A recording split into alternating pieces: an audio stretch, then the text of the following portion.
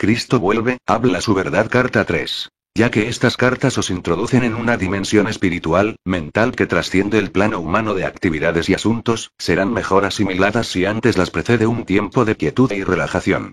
Aquietad la mente, si es posible, entrando en un estado de silencio interior de pensamiento. Es tan solo así cuando estando en este estado, completamente receptivo, que estas cartas penetrarán en vuestro pensamiento humano con su realidad.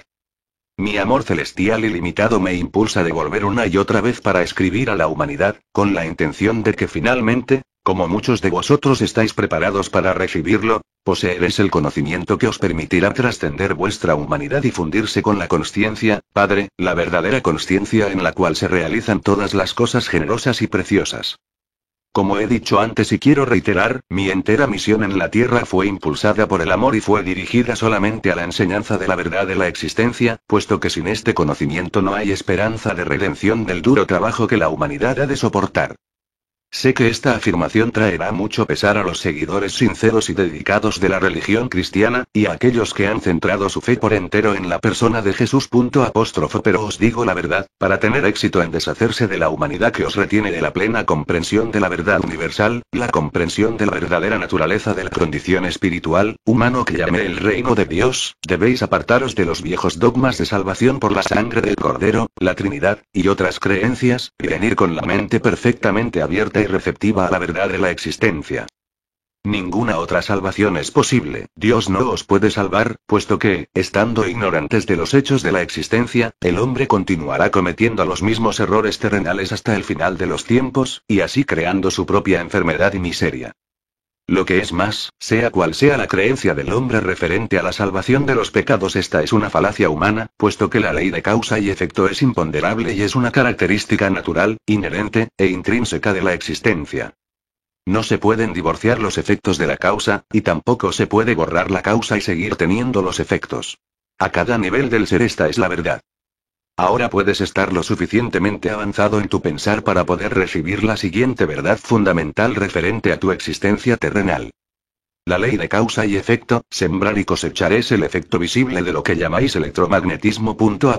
Y nadie que tenga conocimiento de la ciencia esperaría que Dios dejara de lado las leyes de electromagnetismo, las cuales son actividad, adhesión, rechazo. La actividad, adhesión, rechazo, o movimiento, atracción, repulsión son los impulsos de la existencia fundamentales y de la consciencia humana en sí, los cuales han ocasionado vuestras formas de vida visibles, y son los únicos instrumentos o herramientas de la creación.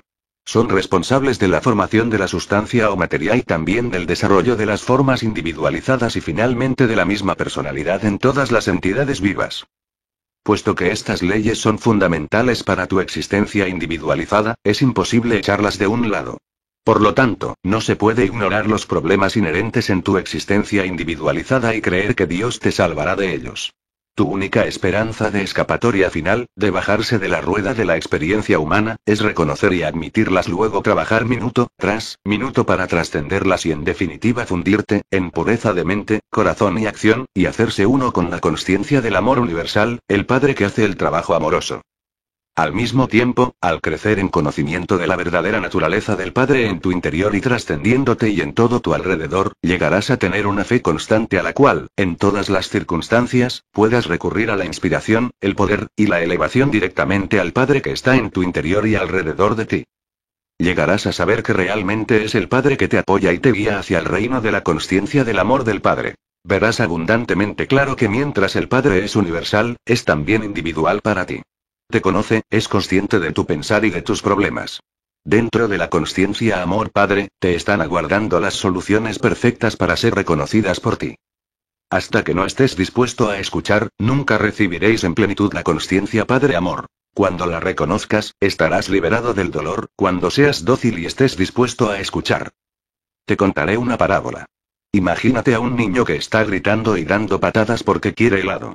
Todo el tiempo mientras hace este ruido, su padre está esperando pacientemente en la puerta de su habitación para demostrarle que le ha traído helado y fruta. Quizás piensas que esta parábola es improbable, sin embargo es verdad.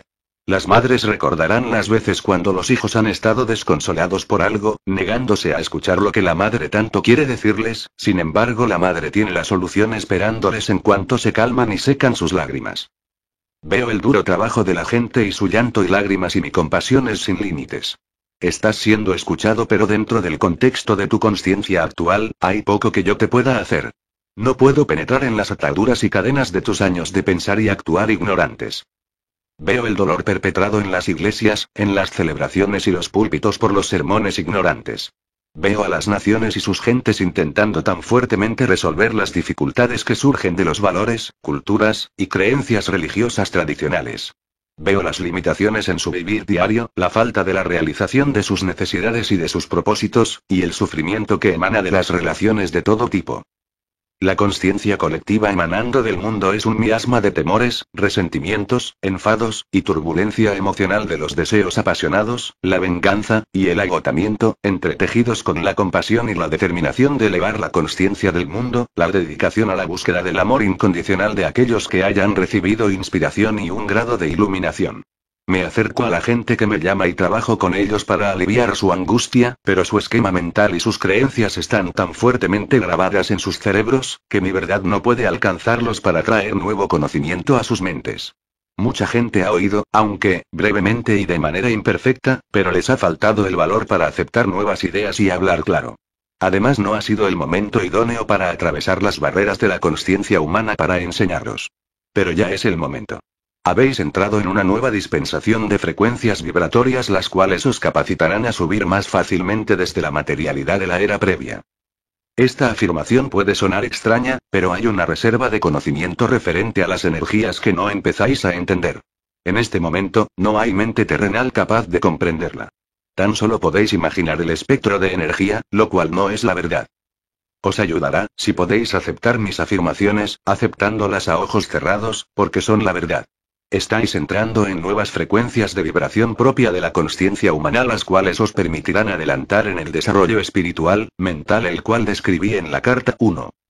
Porque he divergido, debo reiterar. No se puede escapar de las leyes fundamentales de la existencia referente a vuestro pensar y sentir, sembrar y cosechar, igual que no se puede escapar de las leyes de electromagnetismo en vuestro mundo material, pues el electromagnetismo es el impulso que produce la ley de sembrar y cosechar, del mismo modo que el electromagnetismo produce forma dentro del campo fundamental de las partículas de energía.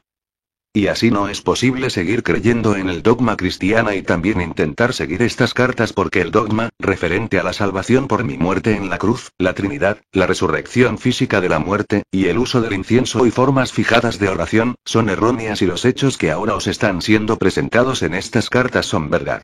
El dogma y los adornos sacramentales son, lo que se podía llamarse, pretextos para ganar la atención y vuestra lealtad, pero que oscurecen la verdad de mis enseñanzas. Por lo tanto, estas cartas tenían que ser escritas. La única manera de que yo podía alcanzar al mundo en este momento presente, cuando está en equilibrio, para entrar en una nueva dispensación mental / emocional, era el de usar una mente receptiva, obediente y desprogramada para recibir la instrucción y hacer el trabajo manual para mí.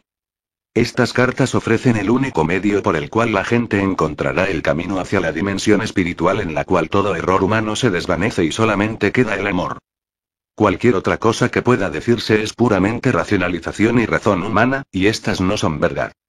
La gente busca nuevas formas de solucionar viejos problemas, especialmente en América, pero hasta que comprendan la verdadera naturaleza de la vida, el yo y las leyes de la existencia, tan solo fortalecerán el tirón del yo y su dolor continuará. Recordad, mientras os hago constar en las siguientes páginas, la sencilla verdad que hablé hace 2 milenios, esta verdad se queda constante y firme. Por tanto, es tan solo posible ahondar en vuestra comprensión de la verdad, no cambiarla. ¿Os habéis dado cuenta, mientras habéis leído las primeras 2 cartas, que todo lo que hablaba a la gente de Palestina fue una consecuencia directa de haber percibido la realidad de la existencia en el desierto, de que nada era sólido? ¿Habéis recordado que, en mi estado trascendente, al mirar a las rocas, arena, montañas y agua abajo en el mar muerto, todo parecía ser como un titileo de motas? La roca, arena, montañas y agua se diferenciaron lo uno de lo otro, simplemente por la diferencia en la intensidad del titileo de motas y por la aparente densidad de motas dentro del destello. No hay otra manera en que pueda describir lo que vi cuando estaba en la Tierra para transmitir los hechos referentes a la verdadera sustancia de la materia, el tejido y la construcción aparentemente sólido del mundo. En el habla moderna, probablemente se llamaría el titileo de motas una vibración de partículas.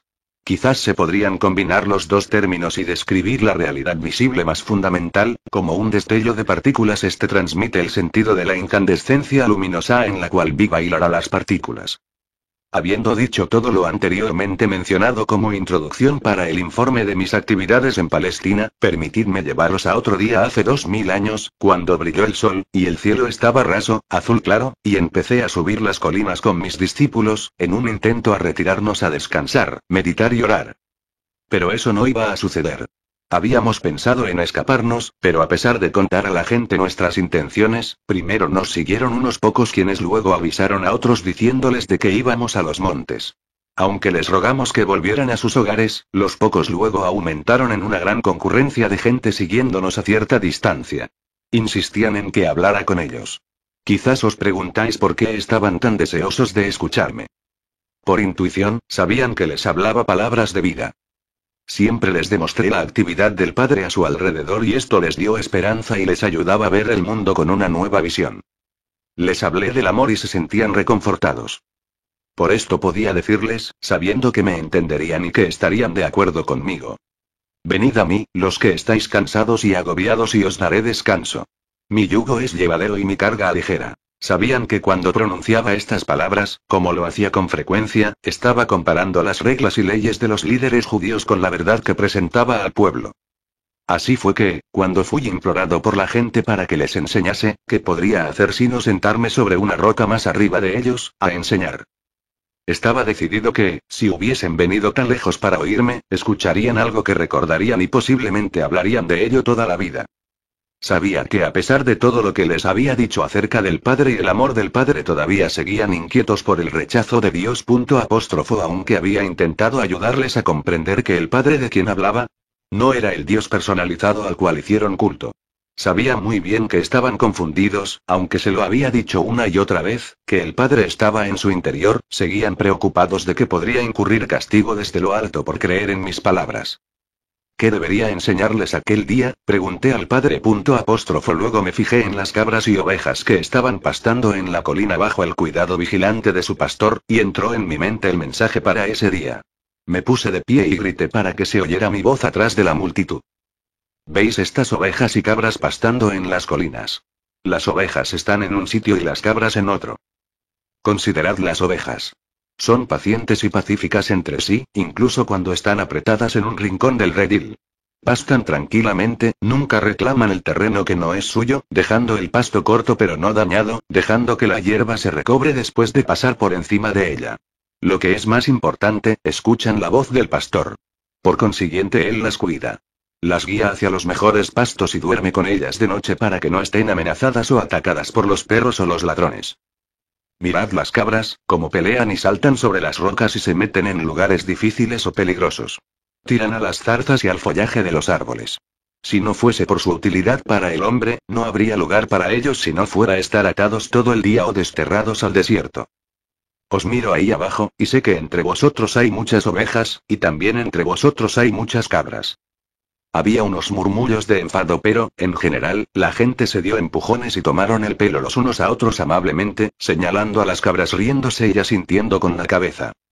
Era bueno verles reír y así continué. Se conocen las ovejas por sus hogares, la forma en que se tratan con los vecinos, y cómo son vistos por toda la comunidad. Así también se conocen a las cabras. ¿Es posible que tengan muchos amigos? Hubo un fuerte clamor de la multitud. No, seguido por mucha risa. El pastor sigue a las cabras para cuidarlas, o deben cuidarse y llegar a casa a solas de noche para que las ordeñen. De nuevo la multitud se rió y respondían de manera distinta, algunas muy graciosas e ingeniosas. Y así es con vosotros quienes sois ovejas y aquellos que sois cabras. Recibís la protección del Padre los que sois ovejas, y los que sois cabras no, porque vais obstinadamente siguiendo vuestros propios deseos todos los días y posiblemente dejando un rastro de destrucción detrás. Cuéntame, ¿el Padre puede proteger a la gente que son cabras? La multitud estaba en silencio pero escuchando atentamente.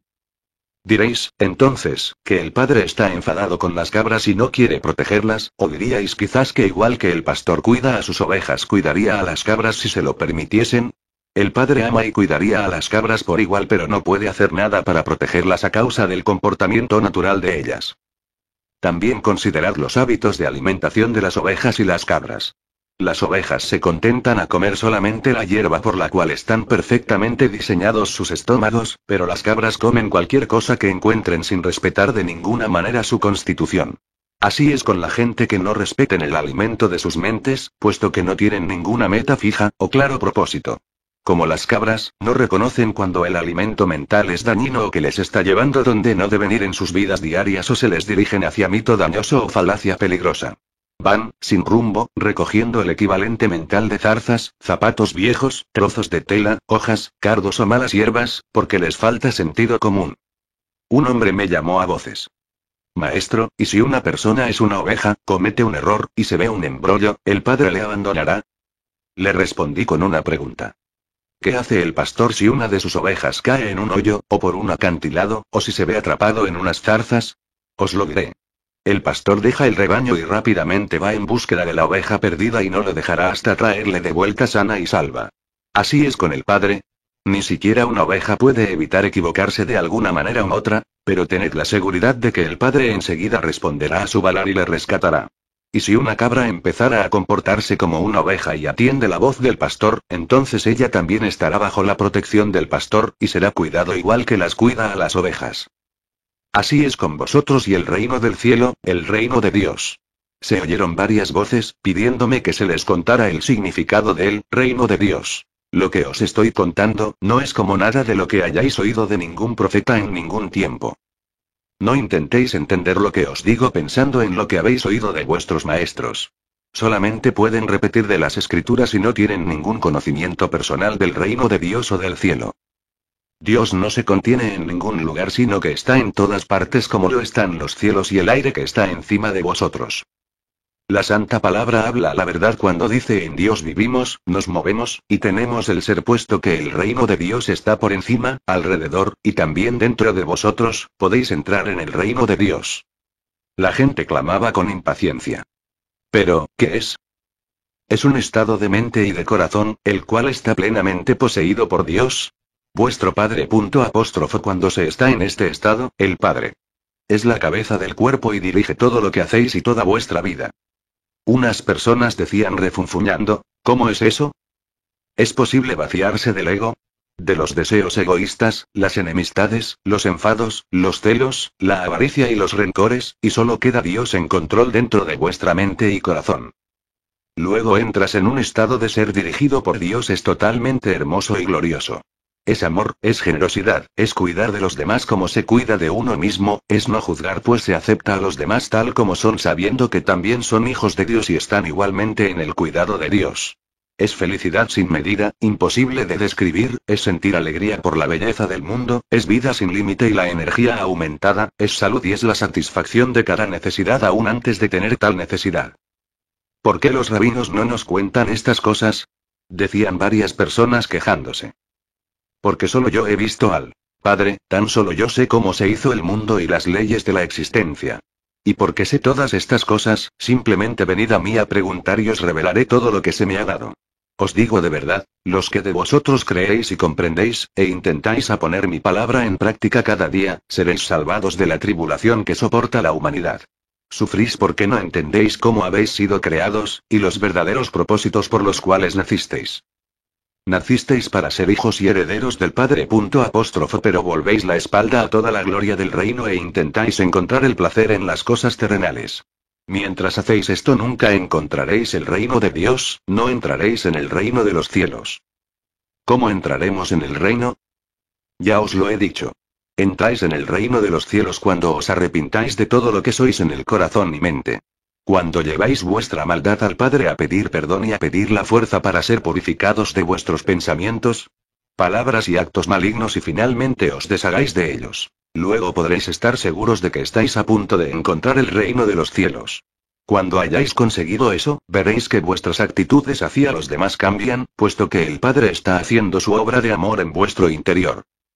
Estaréis libres de las cadenas y ataduras de deseos y actos malignos que previamente os ataban y os hacían cautivos en el mundo.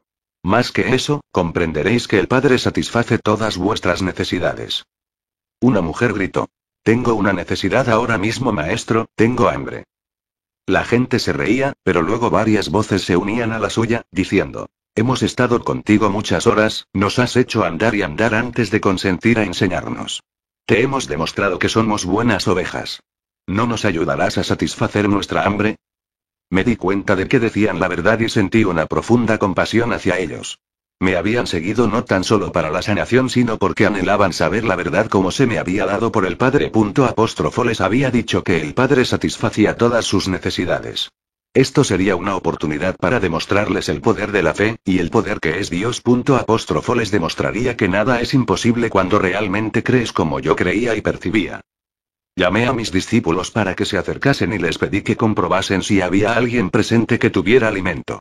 Encontraron un niño con pan y peces y me los trajeron. Me aparté un poco de la multitud tranquilamente contemplando el pan y los peces, sabiendo que no eran más que el Dios, poder, mente, la sustancia de toda materia, hecho visible. Sabía que Dios, poder, mente era ilimitado y poderosamente activo dentro de mi consciencia. Sabía que la naturaleza del Padre es la satisfacción de la necesidad. Mientras bendecía el alimento, sentía el poder fluir íntegramente a través de mi mente, cuerpo y manos y sabía que el hambre de la gente sería saciada. No sabía de qué manera, simplemente sabía que sí. Luego llevé los cestos de comida y les dije a los discípulos que los repartiesen, sintiéndome absolutamente seguro de que todo el mundo tendría tanta comida como necesitasen. Mientras se partía y se pasaba el alimento, así se multiplicaba hasta que toda la multitud fuese alimentada y saciada. Sobraban varios cestos de conchos. Y así demostré que la materia, todo lo que es visible en el universo, es mente/consciencia hecha visible a través de la vibración de las motas, las cuales la ciencia llama partículas. Cambios en la vibración de las motas, y por consiguiente cambios en la materia como consecuencia de las imágenes/movimiento enfocado, disciplinado, poderosamente dirigido por la mente/energía de la consciencia. Cuando seguía puramente por la consciencia amorosa para realizar el bien hacia los demás, los únicos límites de la obra amorosa del Padre dentro del mundo, son los límites que fijan la mente del hombre en aquella obra. Tales cambios en la materia tan solo pueden suceder cuando la consciencia del hombre esté en perfecta armonía y unida a la consciencia universal del Padre. Aunque hubiera asombro entre la gente y mis discípulos, cuando la gente recibía alimento de esta manera, ninguno de ellos comprendía cómo se llevaba a cabo tal cosa. Tan solo podían concluir que esto era el milagro más grande que se había visto. También se les confirmó su creencia de que yo era el Hijo de Dios. En otra ocasión yo estaba sentado debajo de un árbol en las afueras de Betsaida, rodeado por la gente quien había traído sus enfermos para que les curasen. Como siempre, se maravillaron al ver la vuelta a la vida y de la salud a estas personas y se preguntaron cómo se realizaban tales milagros. De nuevo, intenté hacerles comprender el poder de la fe. En los evangelios, se ha afirmado que yo decía que si un hombre tuviera la fe del tamaño de la semilla de mostaza podría mover montañas. Esta afirmación es una interpretación incorrecta de lo que verdaderamente dije y revela lo poco que mis discípulos y los evangelistas entendían de mis enseñanzas cuando estuve en la tierra. Si alguien tuviera la fe del tamaño de una semilla de mostaza, ¿qué significa? ¿Cómo se puede medir la fe de tal manera? Fe es fe. Es un poder de total convicción en la mente, poseyendo la mente, que no puede ser sometida a tamaño. La fe, que surge de la necesidad de creer en algo, porque tal creencia servirá a vuestros propósitos de algún modo, puede ser poderosa y fuerte, pero nunca puede ser sometida al concepto de tamaño. La creencia es aún más fuerte. La creencia es el fruto de saber algo de oídas y de la lógica. Porque se haya oído y se esté convencido de lo que se ha oído o leído es verdad, se desarrolla una profunda creencia en lo que se haya oído. Se cree que es verdad. Se cree de manera completa, total, que desafía cualquier contradicción. Constantemente decía a la gente: creed que recibiréis, y recibiréis. Sin embargo, yo sabía entonces que sería casi imposible que la gente jamás tuviese la fe para que realizara milagros, puesto que explicarles la verdad como fuera, seguirían sin el intenso conocimiento que me fue dado en el desierto. Pero ahora, al relatar, en alguna medida, la historia de mi estancia en la tierra, en Palestina, es con la intención que tú, mi lector, empezara a percibir y comprender el conocimiento que me fue dado durante mi iluminación. Mi intención es la de darte conocimiento. Saber algo de oídas es lo que se oye de alguien pero no se puede comprobar realmente que sea verdad. El conocimiento es cuando se te dice algo, o se lee algo, y porque lo que ya has oído o leído concuerda de manera lógica y realista con todas las cosas de conocimiento ya relacionadas en tu mente, y puedes comprender y creerlo de manera realista y lógica, la nueva información se convierte en conocimiento. Tú sabes que lo que ya sabes es verdad. Tienes un sentido de convicción. Hasta ahora, algunos de vosotros habéis tenido fe en Jesucristo, pero habéis sido como niños caprichosos. Vuestra fe ha sido en parte ciega, de aceptar, sin embargo entretejida con mucha duda. Por tanto, lo que necesitaríais que os hiciera, dependeríais de Jesús para que se realizara la obra. En tanto que, en realidad, mucho de lo que creéis que habéis recibido de Jesús, ha sido vuestra propia fe en Jesús hecha visible en la forma de las cosas péridas. Mientras esta fe ingenua es muy importante para tu bienestar, aquellos de vosotros que sois capaces de adelantar en el sendero espiritual hacia la perfección, debéis ahora alcanzar un nivel más profundo de verdadero conocimiento de la relación entre la mente y la materia. Sin este cimiento, la gente seguirá enredándose en mitos religiosos y se quedarán aprisionados en la miseria de la condición humana. Cuando estaba en la tierra, dije la verdad a la gente, pero fue constantemente malinterpretada. Lo que dije realmente, referente a la fe, fue esto. Ved este gran árbol, ha crecido desde la semilla más pequeña que se puede imaginar. Ved el tronco enorme, las ramas y su frondosidad. Todo este enorme crecimiento ha salido de una pequeña semilla. ¿Cómo ocurrió tal cosa?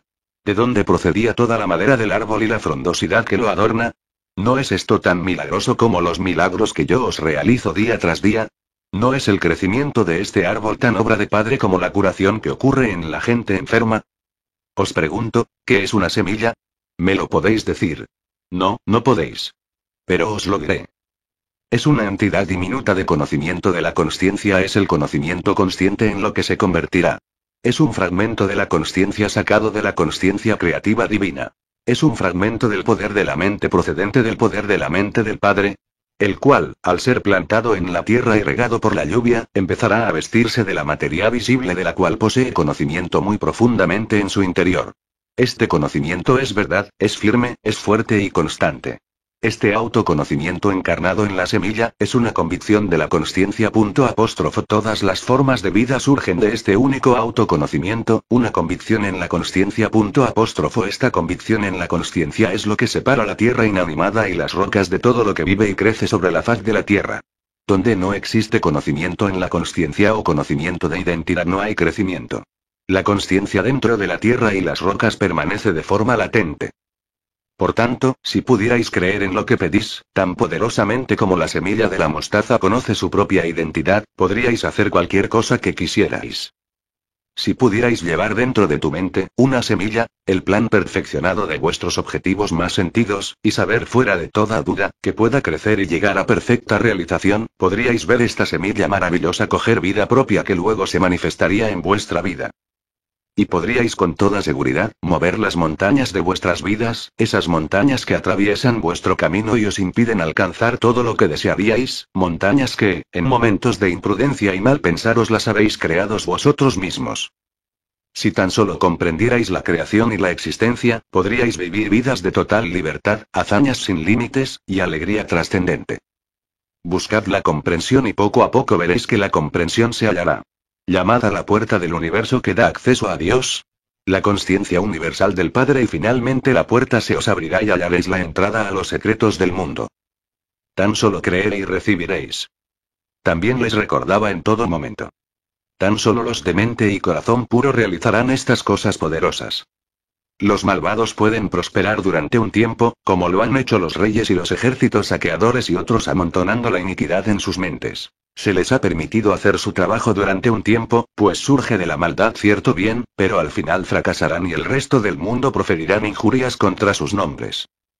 Por consiguiente, los que de vosotros queréis tener éxito, examinad vuestras motivaciones. Los deseos que surgen simplemente del anhelo egoísta de riquezas o confort al final acaban en desengaño, enfermedad y muerte. Y yo te digo a ti quien lee estas palabras, que nadie se atreva a negar la verdad que digo hasta que ellos también hayan andado el camino de autorrenunciación que anduve yo en la tierra y que haya alcanzado la misma unión con el Padre y las alturas del conocimiento y la comprensión indiscutible que poseo yo. Cuando hayas alcanzado todo esto, ya no tendrás ningún deseo de negar la verdad que te digo, sino que no podrás contenerte en unirte a mí para enseñar al prójimo. Ese momento, mantente en paz, y no dejas que ningún hombre conozca tu ignorancia. ¿Con qué frecuencia, a través del mundo, la gente abraza mis enseñanzas con mucho gusto, por su altísima moralidad y por ser los principios del buen comportamiento del vivir diario más perfectamente formulados? Sin embargo, añaden rápidamente, que se deben descontar las historias de los milagros puesto que tales aberraciones de las leyes naturales no son posibles. Esta clase de pensamiento levanta barreras frente al progreso futuro del desarrollo espiritual, científico del cual la mente humana es capaz. El hecho es que no vine a la Tierra para presentar una nueva religión o un código moral más alto que aquello dado por Moisés en los 10 mandamientos. Mi propósito era el de traer una nueva percepción de Dios como creador y la comprensión de la existencia en sí. De este conocimiento surgiría una nueva forma de vivir. La actitud correcta hacia mi misión en la Tierra, en este tercer milenio, es la de reconocer que los milagros que yo realicé están más allá de la capacidad del ser humano medio en este momento. Sin embargo, tales milagros servían de ejemplos de lo que se puede alcanzar en el futuro cuando las mentes de la gente estén plenamente imbuidas con el verdadero conocimiento de la existencia y estén también, por la fe, la meditación y la oración, en plena armonía imbuidas con la vida universal / la consciencia del amor. ¿Realmente anduve por el agua cuando mis discípulos embarcaron para cruzar el lago? Si has leído la narración bíblica de este incidente, te darás cuenta de que mis discípulos me habían dejado atrás. Anhelé la oportunidad de apartarme de todo contacto humano, retirarme en las colinas, para una vez más entrar en profunda meditación permitiendo a mi consciencia fundirse en la dimensión universal de la consciencia de Dios. Estando en este estado espiritual que trasciende la consciencia humana, todo conocimiento físico desapareció, y en éxtasis fui elevado dentro de la corriente universal de la vida y sabía que la vida universal lo es todo, la vida era la realidad de mi ser, y todo lo demás eran apariencias cambiables transitorias de la vida universal hechas visibles. Sentía que yo era la vida misma, y al introducirme en la consciencia de la vida más allá de la consciencia terrenal se trascendían las leyes que gobernaban mi ser físico y ya no se aplicaban a la carne y sangre de mi cuerpo humano. Anhelaba moverme en este nuevo estado trascendente, y me vi salir de la cueva flotando.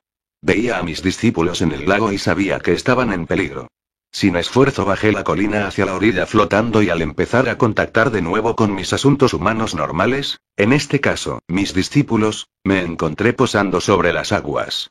Sin embargo, todavía estaba en esa condición en la que me di cuenta plenamente que yo mismo, era la vida individualizada, y por tanto, mi cuerpo era bañando por el poder de la vida que seguía aligerando y transformando la estructura atómica de mi estado físico. Debéis entender que oír y pensar en el estado de consciencia humana, y la ascensión en la realización trascendente de la vida universal, cuando la consciencia personal esté ya apartada de la condición corporal y plenamente fundida en la consciencia universal del Padre, pertenece a dos dimensiones totalmente diferentes del ser. La consciencia humana puede recibir inspiración de la consciencia universal del Padre, pero la inspiración que se recibe se entremezcla con la condición humana y frecuentemente se interpreta mal según el almacén de conocimiento que controla el cerebro y por tanto los procesos mentales en sí.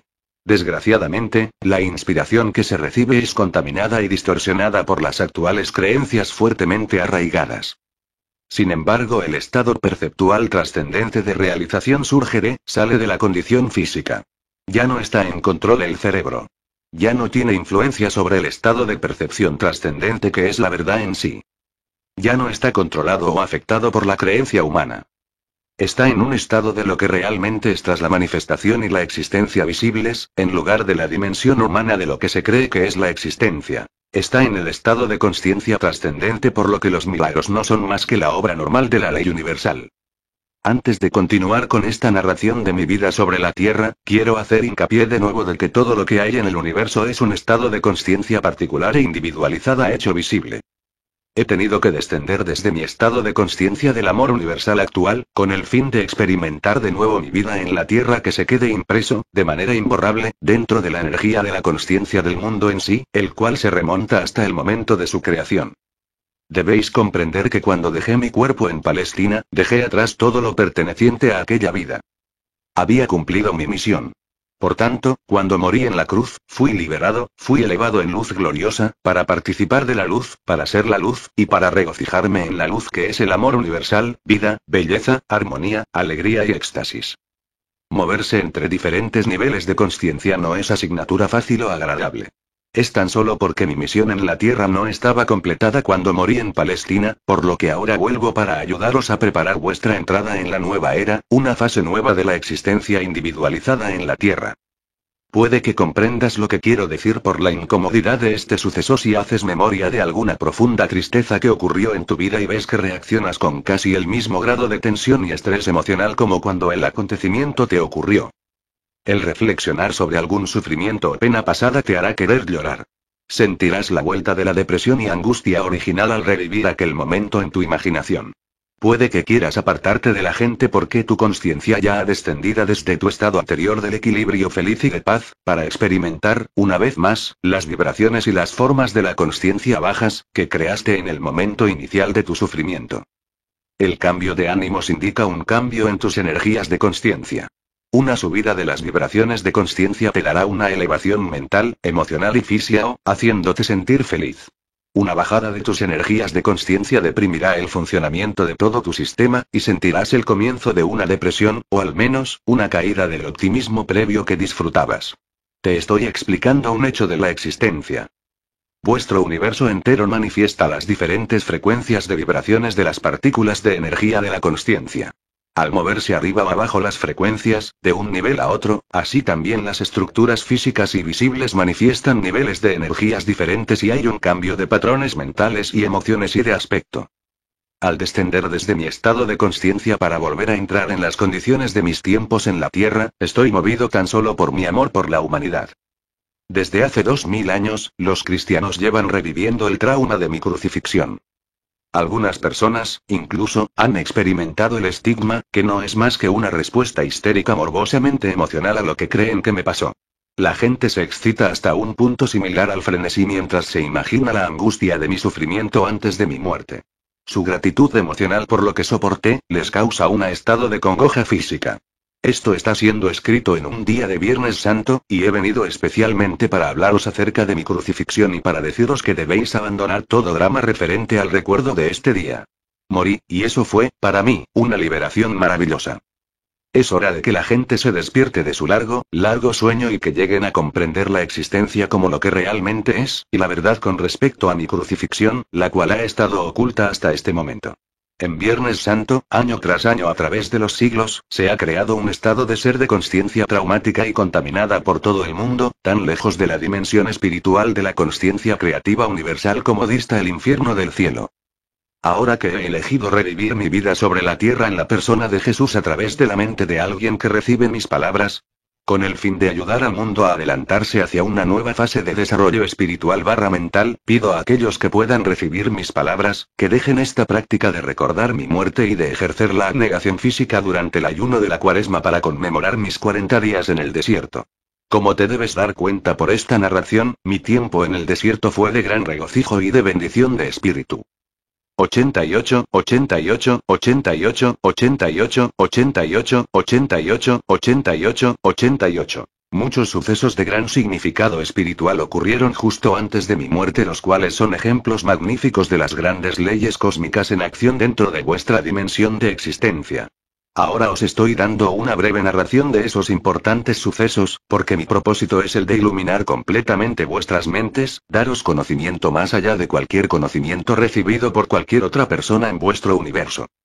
Cuando empecé a preparar a mis discípulos para mi muerte que se aproximaba, fue una tarea terriblemente difícil. A duras penas podían contener la conmoción y el asombro. Pensar que me iban a crucificar como un criminal común era repugnante, inexpresable y tampoco querían perderme de vista. Les había llamado para seguirme y dejar atrás sus vidas que habían sido bastante prósperas. Habían dejado a sus familias y sus hogares para rehacer sus vidas alrededor de mí y mi obra. Se habían enorgullecido de mi recorrido por las ciudades. Habían estado dispuestos a asociarse conmigo y se les conocían como mis discípulos a pesar del rechazo y la dura crítica de los líderes religiosos. Lo que es más, me amaban y me respetaban tanto por mi forma de vivir mis propias enseñanzas como por la manera en que curaba a tanta gente con compasión, y cómo les traía confort a sus vidas desdichadas. Verdaderamente creían que era el Hijo de Dios. ¿Cómo podía acabar en la cruz el Hijo de Dios?, se preguntaron. Aumentó el espanto con cada pregunta. Era impensable. Sentían un tremendo vacío acercándose, un vacío en sus vidas, un enorme cráter en la tierra donde pisaban, y una vasta extensión de inestabilidad y falta de propósito dentro de ellos mismos. No se atrevían a contemplar mi próxima crucifixión de la que hablaba. Tal suceso les destruiría todo aquello en que habían creído con todo su corazón. Por consiguiente, mis discípulos se resistían fuertemente y con locuacidad a lo que intentaba decirles, y afirmaban una y otra vez que tal cosa nunca podría ocurrir. Al ponerme firme contra sus tercas negativas, al final se vieron obligados a callar sus argumentos y aparentemente aceptar que tal cosa podría ser posible. Les conté que después de mi muerte, me verían de nuevo, y que esperaba que siguieran la obra que yo había emprendido. El dolor y las discusiones que yo había despertado en mis discípulos también me afectaron a mí profundamente. No era empresa fácil ir a Jerusalén donde me esperaba mi destino. Más que cualquier cosa, me preguntaba si estaría a la altura de este gran reto de mi resistencia. ¿Sería capaz de trascender la condición física y entrar en la consciencia del Padre Universal y quedarme ahí hasta que muriera? Había veces que estaba profundamente asustado ante la prueba, pero no me atrevía a revelar mi temor a mis discípulos. Por tanto, empecé mi último viaje hacia Jerusalén con sentimientos poderosamente mezclados. Por una parte, estaba cansado de curar y hablar y enseñar a la gente que escuchaba boquiabierta sin tener ninguna comprensión de nada de lo que intentaba contarles. Había pensado que mi conocimiento haría capaz a la gente de que saliera de su miseria y, al menos, hacer contacto con el Padre y obtener una vislumbre del reino de los cielos. No había ninguna evidencia de tal despertar espiritual ni siquiera entre mis discípulos. Mi decepción y sentido de fracaso me hizo estar contento de irme de la vida terrenal hacia la gloriosa existencia que sabía que me esperaba después de mi muerte. Al mismo tiempo, me preguntaba cómo iba a resistir el dolor de la crucifixión. A través de mi misión, había vivido en un estado mental más o menos continuamente pacífico, frecuentemente exultado, con los pensamientos fijados en la consciencia amorosa del Padre, autor de todo ser, sabiendo que no faltaba más que pedir, y lo que pidiera rápidamente sería manifestado. Podría mantener mi ecuanimidad cuando me trajesen ante el consejo, al llevarme a mi crucifixión, cuando me clavaran en la cruz con el peso colgando de mis manos. Porque estaba cediendo a las dudas y temores, se me bajaba el nivel normal de mis frecuencias de consciencia. Me estaban bajando hasta las frecuencias de la consciencia del plano terrenal. Volví a ser víctima, de nuevo, de mi vieja agresión, que me incitaba hacia los actos irrazonables, lo cual nunca hubiera contemplado antes. Cuando estaba en mi estado anterior de total armonía con la consciencia amorosa del Padre, se exteriorizaban mis dudas y conflictos en mi vida, como emociones e impulsos humanos que contravienen la ley cósmica del amor. Primero, ocurrió el episodio de la higuera. Tenía hambre y fui al árbol realmente sin esperar encontrar fruta porque no era la estación de los higos. Al ver que la búsqueda era infructuosa, maldije la higuera. 24 horas más tarde, se había marchitada hasta las raíces. Fue una experiencia terrible. Era la primera vez que mis palabras habían causado daño a algo. Sin embargo, demostró claramente a mis discípulos el poder del pensamiento para el bien o el mal. Les demostró que cuanto más espiritualmente evolucionada está la persona, mayor es el impacto de sus palabras en el medio ambiente. Aproveché la oportunidad para señalar a mis discípulos que me había comportado sin pensar, como lo hace el hombre o mujer medio que, teniendo grandes esperanzas, no consiguen lo que quieren. Suelen reaccionar con enojo, lágrimas, e incluso palabras agudas que pueden o no ser una especie de desear mal o maldecir a la persona que les haya negado el deseo anhelado.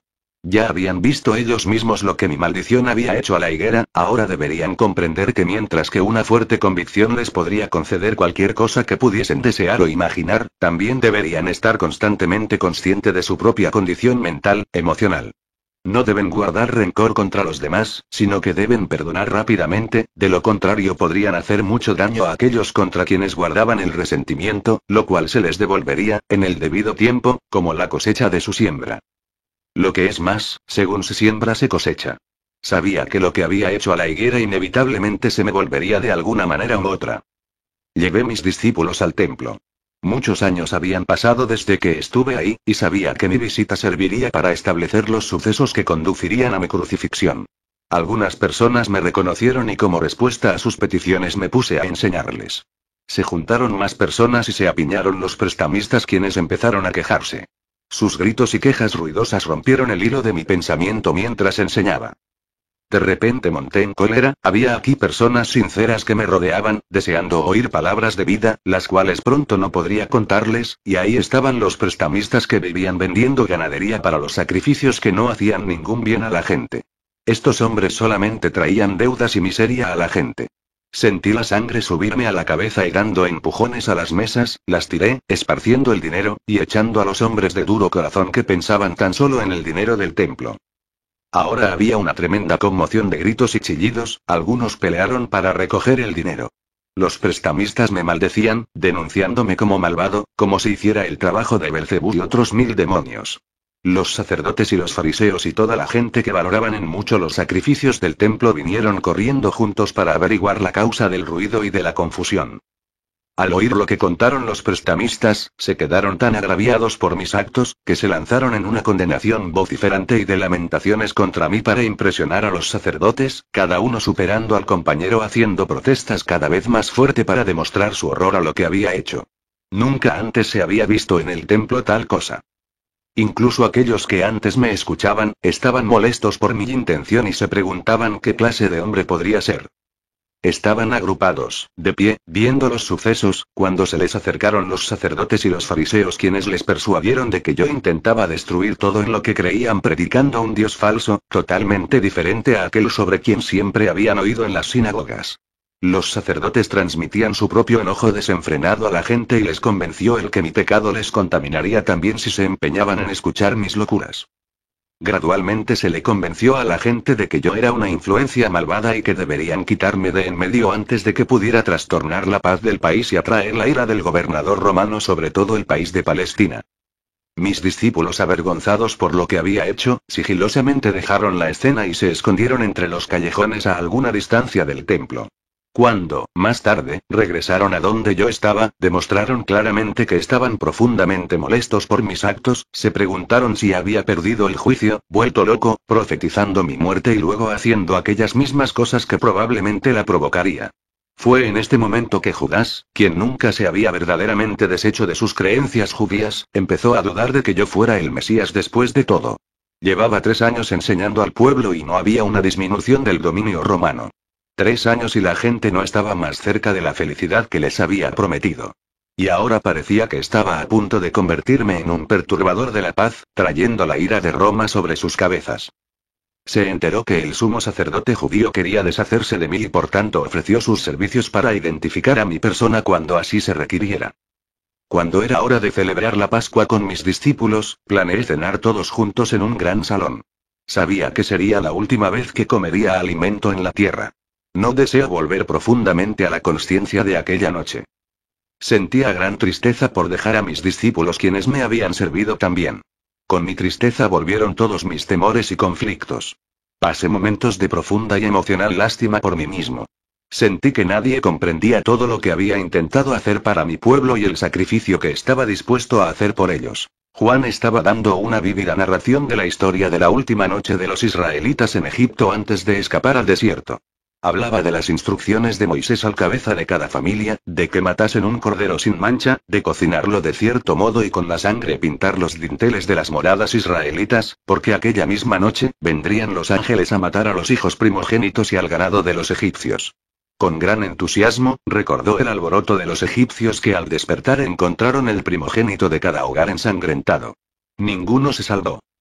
Era la clase de historia horrible que rechazaba por no tener ningún valor para la persona que buscaba la verdad espiritual más alta. Me preguntaba cuánto realmente habían entendido mis discípulos cuando hablaba de su Padre Celestial y su amor por toda la humanidad. ¿Cómo podían entusiasmarse con el pensamiento de los ángeles matando a los primogénitos de los egipcios cuando se les había dicho con toda claridad que Dios, el Padre, era amor? Pero los judíos siempre se habían preocupado por el derramamiento de sangre para expiar sus pecados. Incluso Abraham, el fundador de la nación israelita, se convenció de que debió llevar a su único hijo al desierto y matarle y ofrecerle como sacrificio a Dios. Un pensamiento pagano y repugnante. Pensé en los sacrificios de animales en el templo. Amando a todos los seres vivos como lo hacía, esta práctica era una abominación para mí. Y ahora estaba a punto de ser llevado a la muerte porque me había atrevido a pronunciar palabras de la verdad.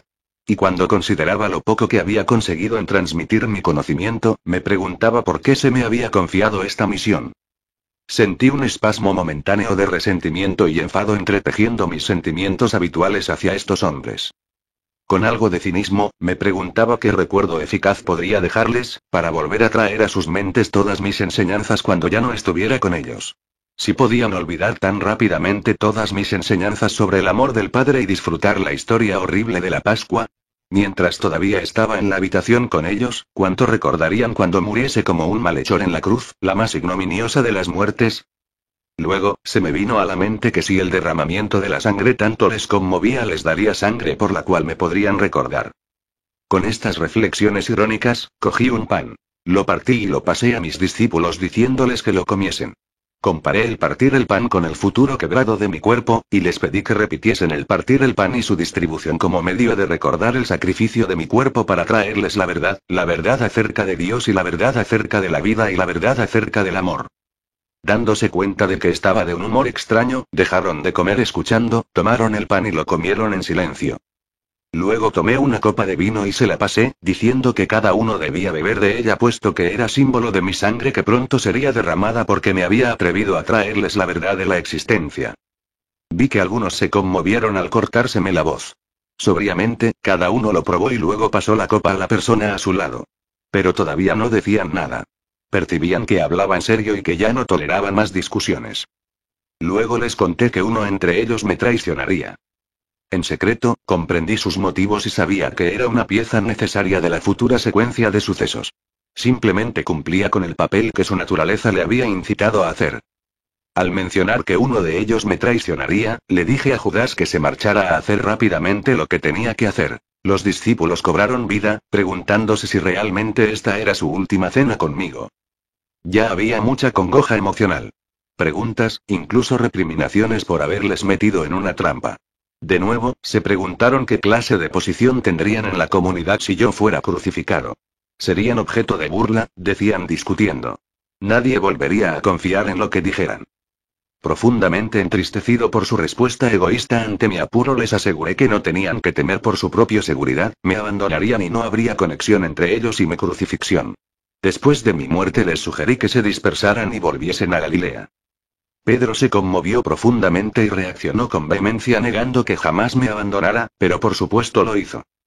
En este momento de mi propia necesidad todavía me encontraba con una total falta de comprensión, incluso resistencia después de todo el amor que había sentido hacia mis prójimos, y todo lo que anhelaba realizar por ellos. Su única preocupación era la de qué les ocurriría. No hubo ninguna palabra amable, ofrecimiento de ayuda, angustia por mi dura prueba. Qué duro era el corazón humano, pensaba. ¿Cuántos largos siglos tendrían que pasar antes de que la humanidad pudiera adelantar más allá de su propio dolor y sufrimiento para sentir acaso un destello de amor y compasión hacia otros desafortunados que se hallen en una situación peor que la de ellos?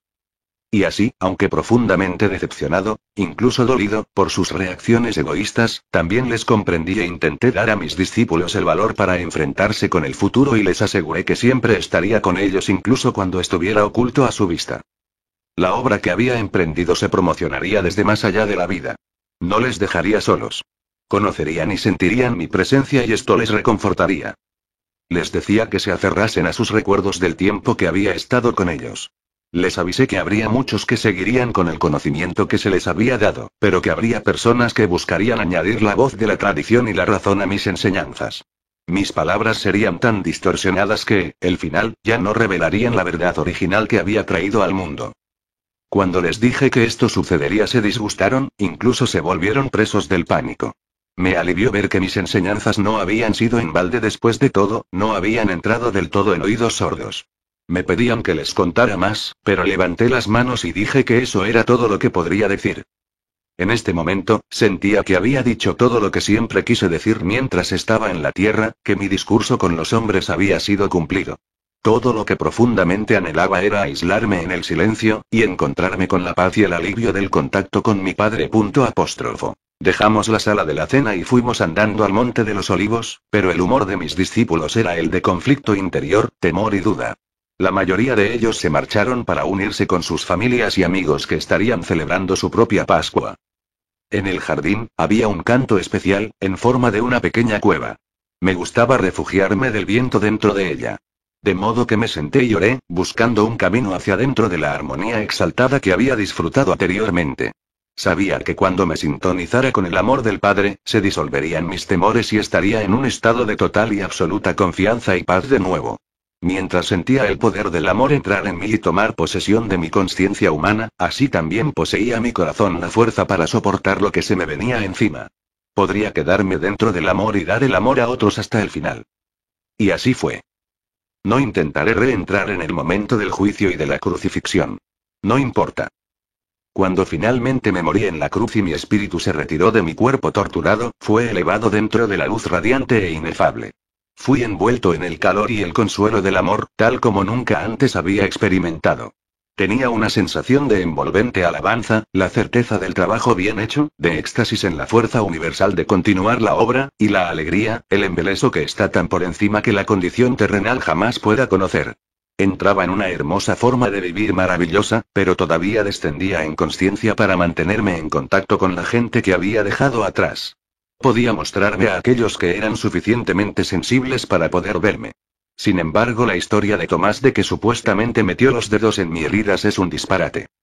Mis discípulos no sabían que había concertado con José de Arimatea, en secreto, que llevase mi cuerpo a su propia tumba sin usar después de mi muerte, donde lo ungiría según la costumbre antes de la puesta del sol.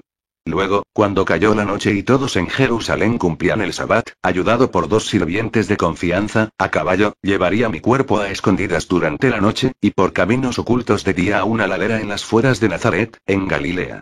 Ahí, ayudado por mi familia, siguiendo mis instrucciones, encontraría una pequeña cueva oculta que me había dado refugio de las tormentas y de la gente cuando era un joven infeliz y rebelde, y estaba contrariado con el mundo. José me prometió que encontraría la cueva en un mapa que le había dado y que me dejaría ahí después de otro embalsamamiento.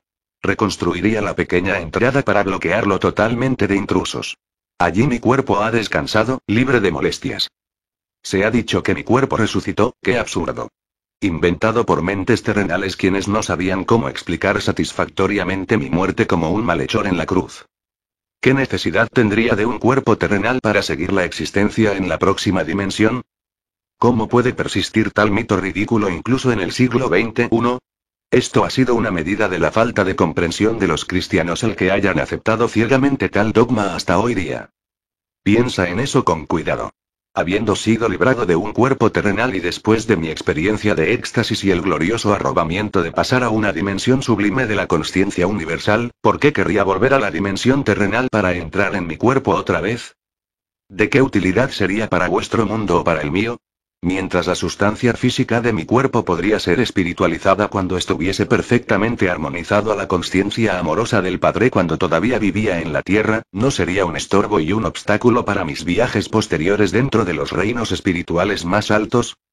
Las cosas visibles no son más que una manifestación de las frecuencias vibratorias específicas en la consciencia que producen un titileo de motas o partículas dando un aspecto de materia sólida. Cada sustancia visible posee su única propia frecuencia de vibraciones. Un cambio en el índice de las vibraciones produce un cambio en el aspecto de la materia. Al cambiar las energías de la consciencia, así también cambia el aspecto de la materia. Por consiguiente, era posible que yo enfocara y bajara las frecuencias de mi consciencia a tal punto que mi forma se hiciera visible al ojo humano. Podía volver a mis discípulos y ser visto por ellos. Y así lo hice. Les amaba más que nunca. Y les debía tanto consuelo y apoyo como podía darles después de mi muerte. No solo eso, era necesario dirigir mi propio poder dentro de sus mentes con el fin de darles el ímpetu y el valor para seguir la obra que había emprendido. Sin embargo, quiero que sepas que la consciencia individualizada que haya ascendido en frecuencias vibratorias hasta los mismos portales de la dimensión creativa universal se convierte en luz individualizada, una consciencia individualizada que no necesita ningún cuerpo para expresar y disfrutar de todo lo que la consciencia gloriosa pueda idear en los reinos espirituales más altos. Es un estado de ser supremo y extasiado sin tener ninguna de las necesidades, deseos o impulsos experimentados por aquellos quienes no hayan plenamente subido más allá y por encima del yo. Mientras se vive en la Tierra, vuestras mentes se quedan ancladas dentro de ciertos parámetros de frecuencias vibratorias, encerradas en cuerpos que tienen sus propias necesidades. Si tu conciencia verdaderamente se elevara más allá de estos parámetros, tu ser terrenal desaparecería. Cuando yo estuve atrapado en un cuerpo, yo también estaba en gran medida confinado a estos parámetros de frecuencias vibratorias y de la consciencia. Lo que es más, la imaginación sola no puede elevarse más que en vuestras experiencias previas y por lo tanto estáis confinados a vuestro pasado, lo cual proyectáis hacia vuestro futuro. Sin embargo, poco a poco, estaréis guiados por aquellas mentes que son lo suficientemente sensibles para entrar en las dimensiones espirituales más altas, y podrán así mover más allá de vuestros límites espirituales presentes. Ellos grabarán para vosotros esas maravillosas experiencias y estados de ser más allá que los vuestros, a los cuales vosotros mismos podréis aspirar. De este modo, adelantéis en niveles o pasos de desarrollo espiritual. Cada paso te trae una visión más alta de lo que puede ser alcanzado, y de esta visión se formula una nueva meta. Con esta meta siempre por delante, se trabaja para purificarse de la influencia contaminante de los impulsos unión, rechazo de la existencia terrenal. Paso tras paso se trasciende el yo. Cuando se trasciende el yo y muere dentro de tu consciencia, ya estás abundantemente vivo dentro de la consciencia amorosa del Padre y encuentras la realidad del reino del cielo en tu vida, dentro de ti mismo y en tu entorno. Para permitirte alcanzar estas cimas de amor, alegría, armonía y éxtasis, viví, trabajé y morí en Palestina y he venido ahora a ti en estas cartas. No dejes que mi trabajo sea en vano esta segunda vez. Conforme leas estas páginas, busca, medita y ora para conseguir inspiración. Llegarás a sentir la respuesta del Padre y si escuchas cada día con atención, oirás la voz del Padre. Esta voz está siempre contigo, quita las barreras creadas por tu propia voluntad.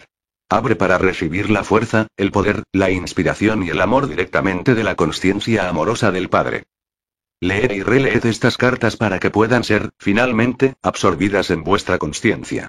Mientras lo hacéis estaréis viajando hacia la luz, e irradiaréis luz hacia los demás. Tal luz no es luz como la de la electricidad, sino que es de la misma naturaleza de la consciencia universal que os describí en mi primera carta. Por tanto, mientras irradiáis luz, irradiaríais el amor incondicional. Promocionaréis el crecimiento y el desarrollo espiritual de toda otra entidad viviente. Anhelaréis alimentar y nutrir. Trabajaréis para promocionar protección, sanación y la educación.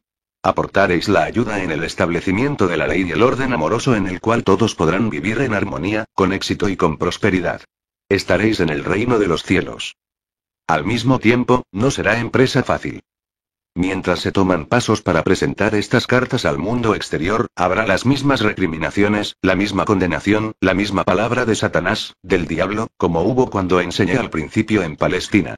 Ánimo. Rezad para ser valientes, aquellos que aguanten hasta el final se elevarán por encima de la confusión y la violencia y descansarán en la paz y la alegría del reino. Es el más sentido anhelo de Cristo, que estas cartas estén rápidamente publicadas y distribuidas a la gente que busca la verdad. Si citan de mis cartas, por favor expresad la fuente con toda claridad. Las cartas de Cristo del camino de Cristo. Cristo vuelve, habla su verdad. Carta 3. 1. A la luz de la verdad espiritual de Cristo, toda doctrina pierde sentido y es rápidamente eliminada de la mente iluminada.